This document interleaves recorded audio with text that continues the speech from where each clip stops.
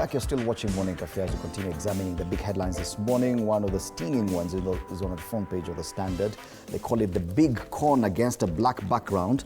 And this is a back and forth that Kenyans are being subjected to by DIG of Police Eddy Lagat, who a few weeks back informed the country that he had stepped aside from his position as DIG of Police to allow for investigations into the killing of Albert Ojwang while in police custody. Then a letter from the same person to the courts actually revealed that he had not even stepped aside. He only applied for 18 days annual leave, and that was approved by his boss, the Inspector General of Police. And we now need to take a look at the Inspector General of Police and his position, because the feeling is that when it comes to the police service, Dr. Kanyuithia Mutunga, is that there are no consequences for bad behavior.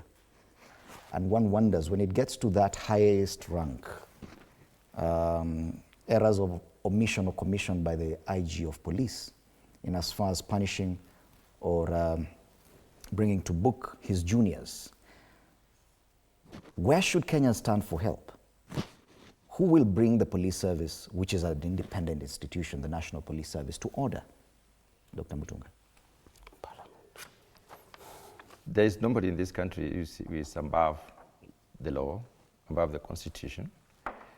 And the Constitution does provide for the President not to probably be prosecuted when he is in office. I have not read anywhere within the same documents where a police officer or police at whatever rank is not punishable by law. That I don't want to imagine, because I haven't seen it. Having seen that, I think we should treat this particular case as a peculiar and individual case, not generalize this particular occurrence or happening. I said earlier that DIG should have seen exactly what was happening, that he has taken 18 days leave or 1 week leave or 1 month leave to allow for investigations.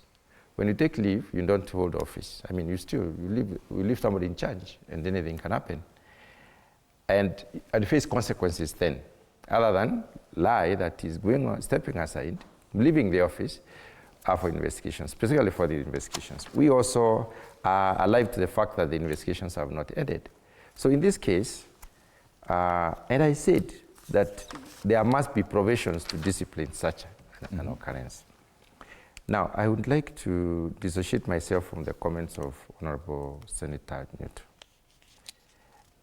Trying to generalize this and trying to bring in other factors and other people into this particular issue. This is a specific issue involving an individual who has written the letter and published this letter, and has also written to court.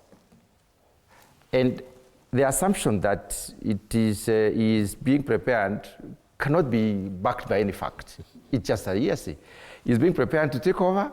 I don't think so. We have seen in this particular country that it is not just the DIG who takes over to the top. Any other person in a senior position can take over. And we have seen it.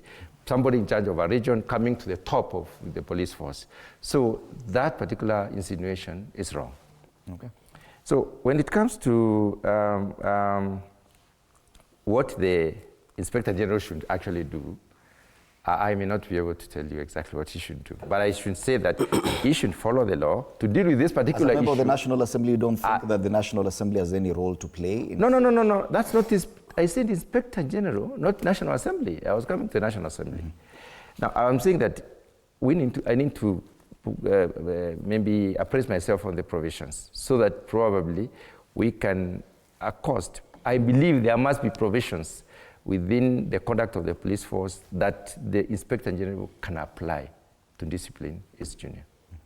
Now, coming to Parliament, Parliament has an oversight role over everyone, and the Committee on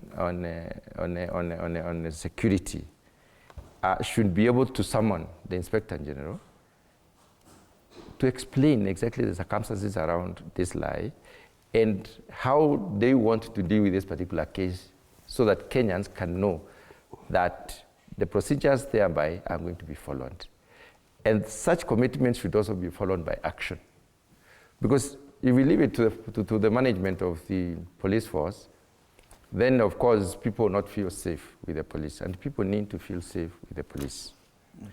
Now, the discussion around the president saying the police, are not, cannot parent the children, I think it needs to be contextualized.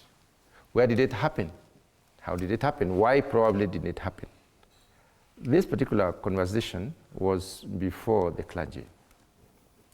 And we all know, as a country, as a people, we know that three kind of formations shape the life and the behavior of an individual.